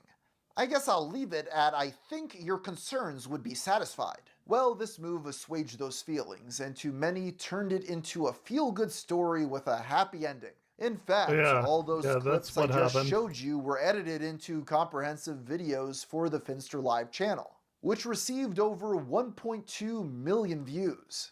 If you look at the comments of said video, the response is overwhelmingly positive, with many commenters going so far as to praise 10 Muses for what he did. Absolutely based of 10 for not only respecting Finn's decision to not go through with body-altering surgeries he didn't want, but make a massive donation to a trans rights charity. I cannot express how incredible this single person is.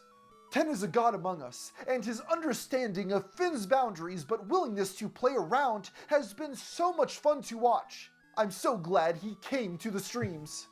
I feel like I live in crazy land because the way they talk about him, it's like they view everything 10 Muses did as a big joke. I mean, I know Finn is playing along and all, but the reality of what we're seeing here is a really rich dude testing a 22-year-old's boundaries by throwing money at him until he engages in daddy dom baby girl roleplay. Just because the sugar daddy donated to charity in a last-minute performative gesture doesn't change that from being what happened. I could only find a few even slightly concerned comments, such as one stating, "This is hilarious, but I really hope 10 is just doing this for the comedy, and not genuinely trying to condition Finn into being a massive..." But he is, like every little aspect of this So, doing that. Yeah, buddy, I'm sure this guy offering $300,000 for him to get breast enlargement surgery is just a big goof. One donation I glossed over is this rather unsettling message in light of his commitment to these life-changing surgeries. Have lipo on your midsection.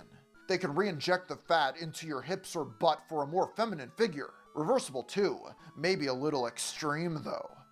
Going back to the stream, to avoid getting back in the pink children's timeout chair, Finn goes downstairs to find a banana before unbanning 10 on PayPal. 10 Muses tests its functionality by donating $1,000. That's how the Finster Live video ends, and for now, where we'll step away from $1,000 from 10 Muses. Wild to me. Evidently, he isn't going anywhere, and per his demands, Jude spent the rest of 2022 and the entirety of 2023 as a woman. But as that goes on, we'll shift focus to some controversies relating to Jude himself. Okay, The first relates let's to go. his then girlfriend, Meow Rizza. You see, Which is not as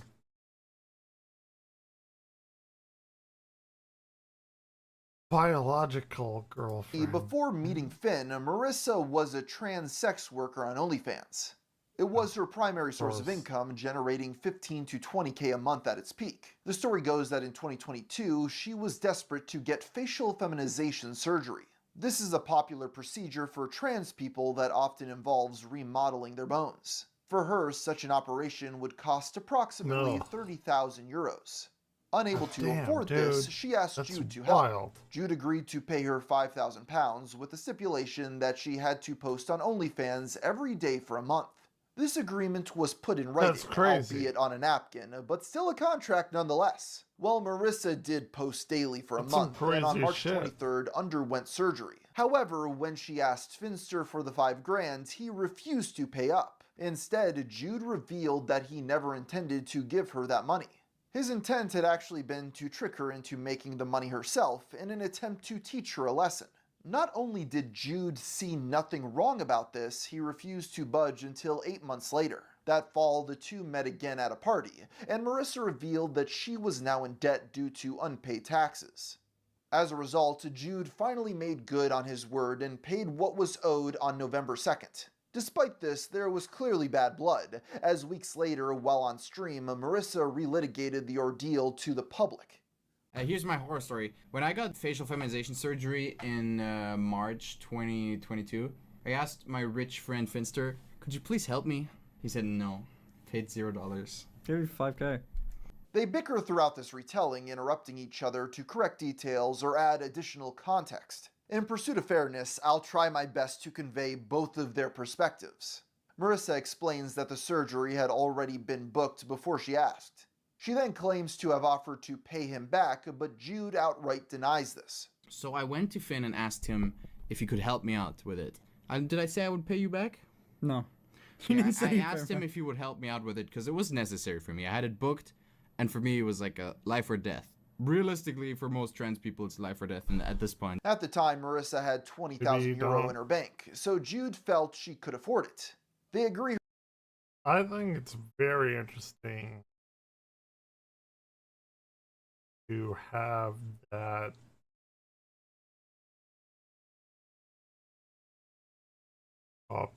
option. I don't know if option or her OnlyFans had been inactive for months, which Marissa blamed on ADHD. At the end of the month, he said, I tricked you. You're not gonna get it. He said, you're not gonna get it. I said, you signed a contract. He said, you're not gonna get it, but I made you money regardless because you posted. He, to this day, thinks he was doing me a favor because technically, through manipulation, he made me money. He did give it to me in the end, like a year later, but at the moment when it happened, he was adamant about, yes, I tricked you and I lied to you, but it was for a good cause. While Jude clarifies he no longer felt he was in the right here, he still defended his rationale. I did let my career go down because I was mentally ill at the time. And that's the sort of thing that would get worse and worse if you stopped completely. Because I knew also when you were going to do the surgery, you were going to be out of commission for a month. It is a fair play. Look, it is totally fair. You made me post. You made me save my account by making me post. But you could have still done that and given me the money that you promised. I manipulated Marisa to do something good for herself. Now, Jude pointed out that after the surgery, Marissa bought a Toyota Supra, refuting the notion that the surgery left her bankrupt. Her financial turmoil stemmed from unpaid taxes, which she blamed on her accountant.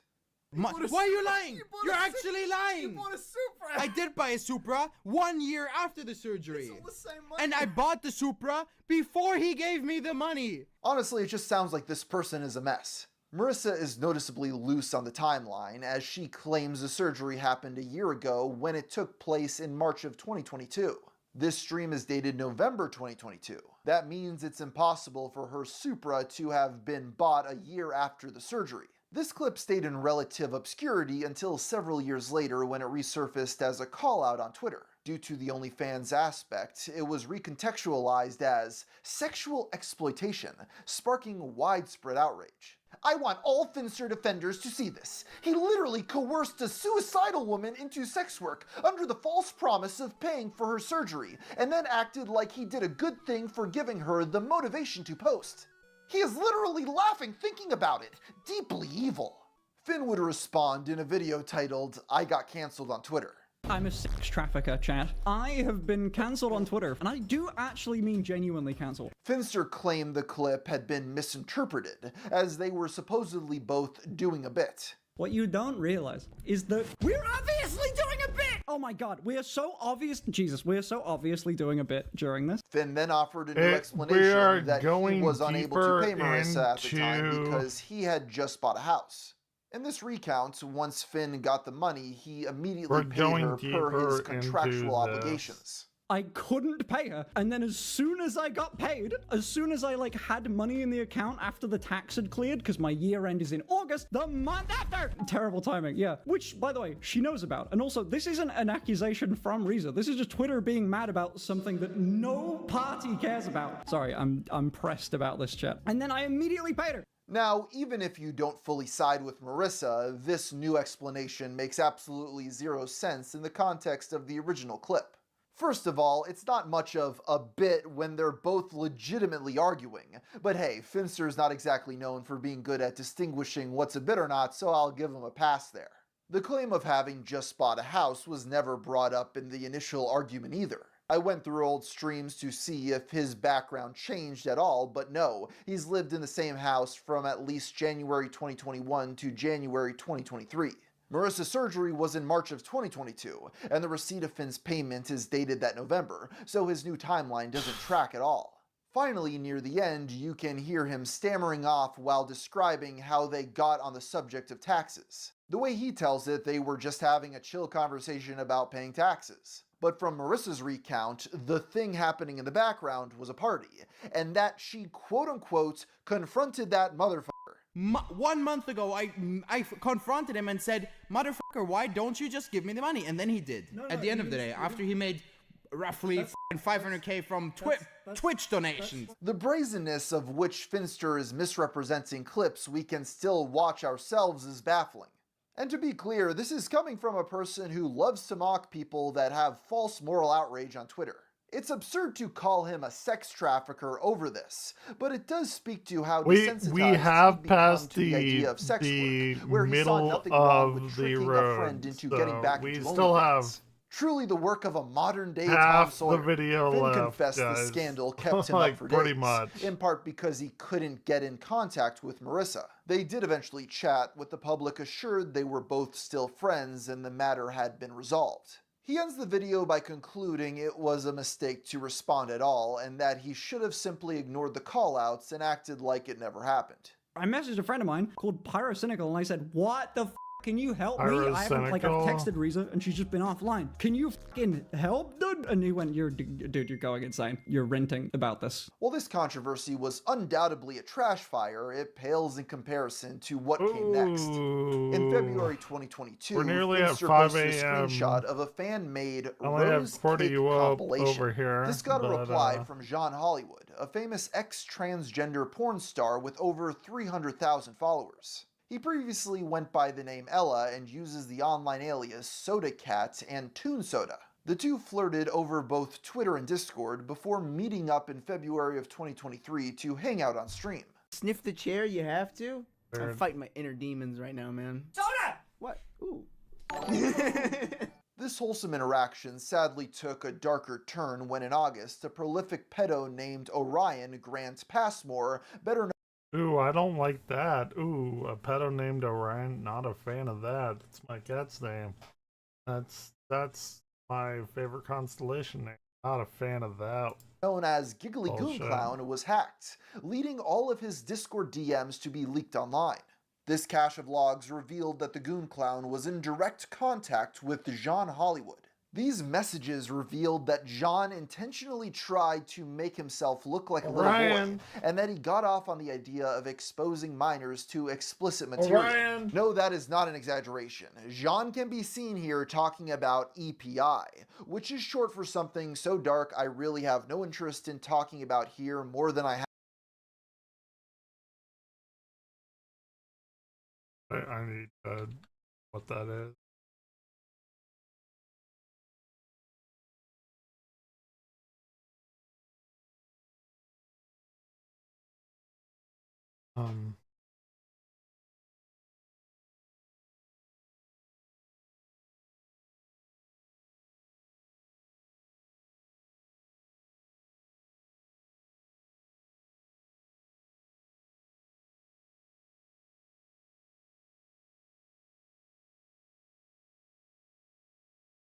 Have to.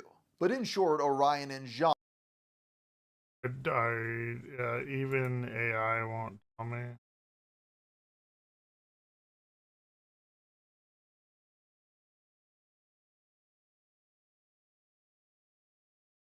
had I graphic don't and know. specific private conversations about wanting to groom people as well as sharing drawings of said subjects.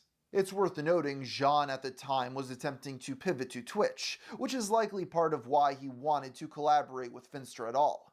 Whether or not that was related to potentially accessing a younger demographic is up to you. To be clear, while these messages are real and Jean was in the Goon Clown's Discord server for years, that was largely the extent of his involvement. That's not me giving him credit, I just have to be clear about what exactly we're talking about here. The depravity of what was in these leaks goes much further, reaching depths of psychosexual sadism, grooming, and other disturbing criminal activities. And in case there's any doubt, Jean confirmed the authenticity of the messages in a statement to Turkey Tom. In the aftermath of these revelations, heavy Turkey scrutiny Tom, was placed on Big all Dick of the Turkey people Tom. who were associated with him in the past. This notoriously included a picture of Hollywood with both Finster and Ava Chris Tyson of Mr. Beast fame. The photo was taken in April of Oh, we have Chris Tyson in it. Oh my god. Okay.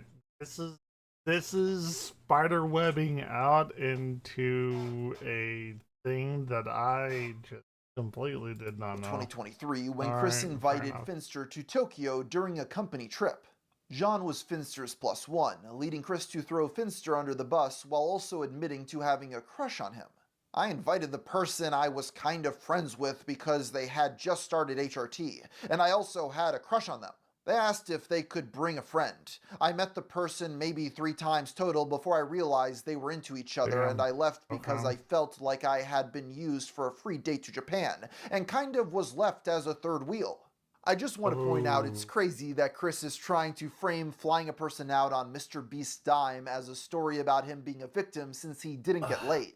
While neither Finster nor Chris were directly connected to the Goon Clown, this backlash would resurface the latter's fascination with Lolly as well as the CP artist Shadman. Eventually, Chris was fired by Mr. Beast after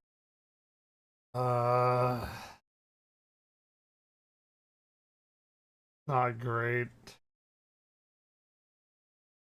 After several of his former underage Discord mods accused him of grooming. This resulted in his own Discord leaks where over 500,000 messages were shared online. Once again, Finn wasn't actually connected to this at all. But his proximity to now 2 disgraced trans influencers was enough for accounts like Validels to imply he was through guilt by association. This thread, which got over 16,000 likes, contained blatant misinformation, such as claiming Jean Hollywood groomed the Goon Clown, which is baseless. Still, it was a major catalyst and where most people heard about these horrors for the first time. The very next day, Jude's thread on Kiwi Farms was created, and trolls from the website Soyjack Party raided his chat to ask about Goongate. What are your thoughts on Goon I'm pretty sure I have an connection to him? Hashtag Goongate. Jesus. Oh, This is gonna continue for so long. What is? When Finn did respond, it was after revealing he was still in contact with Jean, preferring to call him Soda. He laughed about how Jean regularly brought up weird fetishes he'd never heard of before. They were on good enough terms that he subsequently got a DM from him on stream. Guys. What did Soda DM me? This shit is getting weird. Okay, good. It wasn't normal. This led one concerned donator to ask him about Soda Cat's connection to the scandal. For the sake of clarity, I should emphasize this was before any of Chris Tyson's misconduct was known. There was a guy that is a genuine monster, who is an awful person, was in a Discord server with Soda Cat. The monster of a person got doxxed, and then like Soda and the guy had spoken like once, I think, like that. Just do it, and it was a gooning server, so some porn server. So one dude on a porn server was a damn pedophile, and then because Soda was there, and me and Soda knew each other, and me and Chris from Mr. Beast knew each other, Chris is a bad person. That's how it works. Chris is awful. On one hand, this is a fair response to the people claiming that just because they were in a photo together, that meant Jude and Chris were connected to the Goon Clown. The rationale behind that was tenuous and largely pushed by transphobes. Yet by grouping Jean in with them, Jude is now downplaying what his friend actually got caught doing. Watching CP Gooner videos and getting off to the idea of exposing children to explicit material. Jean DM'd the Goon Clown personally about specific EPI creators before fraternizing on a server owned by that pedo for years. You really don't think there were any red flags here? The irony of saying all this immediately after detailing several bizarre degenerate scenarios Jean told him about isn't lost on me either. Yes, it's important not to overstate the adult star's guilt, but it's also extremely important not to downplay what he actually provably did. And frankly, if you're going to promote someone like that to your wider audience, that's squarely your responsibility. Following Chris Tyson's accusations, Finn released a formal video responding to Goongate. Jude reiterated he wasn't aware of any wrongdoing, although he talked with Chris about HRT and hentai in the past. But in light of this new info, he would be distancing himself from the ex-Mr. Beast associate. But under no circumstances should a child have ever heard that. Jude also discussed Soda Cat's connection to the Goon Clown. And shortly after that controversy, communication very quickly slowed with both of them. I apologize for jumping back and forth a bit on the timeline here. So to make this crystal clear, all references to Jean Hollywood after this point are from before Finn said they stopped talking. That's ultimately where the Goon Clown scandal ended, at least in what pertains to this video. As mentioned before, Goongate directly led Finster to receive a threat on Kiwi Farms, which resulted in far greater scrutiny going forward. They asked very valid questions, like if it was appropriate to show chastity cages on an all-ages stream. To be fair, Finster was watching a tongue-in-cheek video by the lockpicking lawyer, so we can give a bit of leeway, until Jude clicks a link from Sissy Suppliers. Finn hides his screen, but continues browsing, spending the next 5 minutes explaining their different cages, while repeatedly name-dropping the site. They're supposed to be that small and tight. Okay, listen. Sissy Supplies. Oh, I shouldn't have clicked. Oh my god. Hold on, forgot that I was doing that. Should not have clipped on your Twitch channel. But, you know what? Yes, I can. Yeah, you know what? F it. I guess supporting this business is supporting me, you know? Can I get a code? The site obliged, giving Finn his very own discount code. John Hollywood also chimed in during the segment, apparently already having a pre-existing relationship with this company. He knows the place. He knows you. I can fix the glitter deficiency. And apparently there's a lot. There's a lot of different ones in this whole thing. Nothing. It's Soda. Nothing for Soda's out of pocket. I guess so.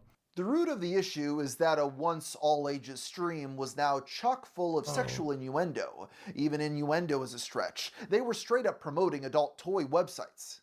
I think it would be uncharitable to say there wasn't a noticeable demographic shift at this point. And we'll explore that more in depth later on. The last Minecraft video on Finster's main channel was posted in 2023, and he expressed feeling burnt out playing the game as a job. Well, 3 years later, there still haven't been any new uploads.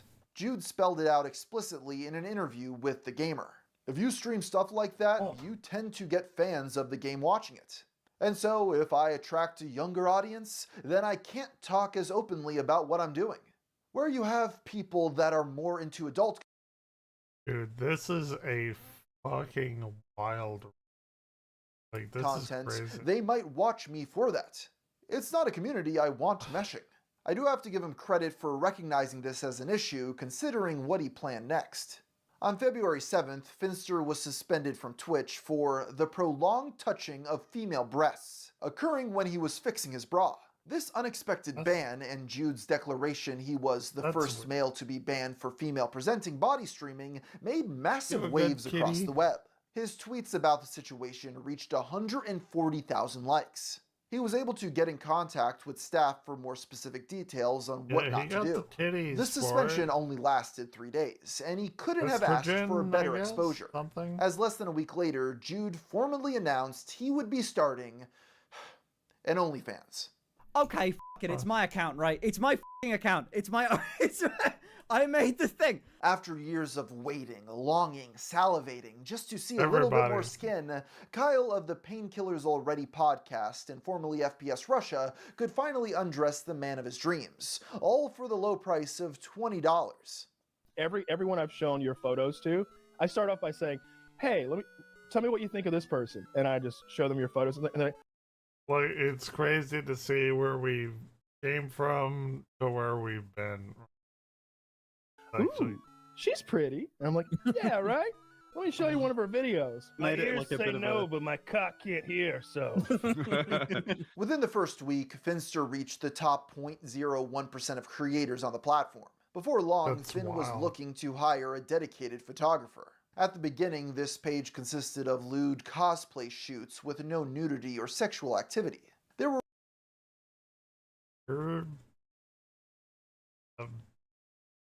rare glimpses of wiener, but fans thought it was overpriced for what it was due to it costing extra. Still, people were coming in droves to pay for it, so can you blame them? Maybe. The more parasocial were paying just for a direct line to talk to Finster. A month later, Really? he went viral after doing a risque photo shoot with Belle Delphine. In May, Jude donated $50,000 to GenderGP, the only private provider of healthcare. I mean,